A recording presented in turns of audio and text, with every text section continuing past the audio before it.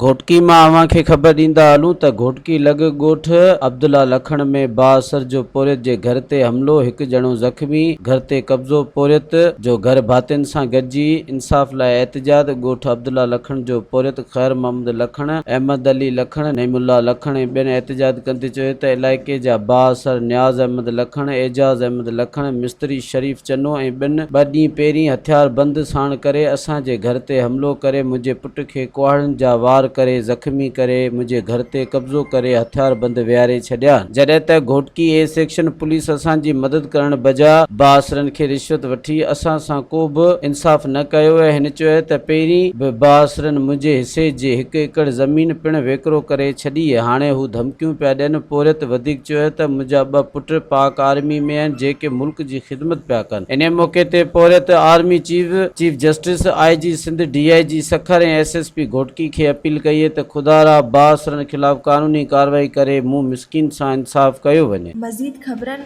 ऐं तफ़सीलात लाइ विज़िट कयो असांजी वेबसाइट www.awamiNewsHD.com ऐं ॾिसंदा रहो अवामी न्यूज़ HD।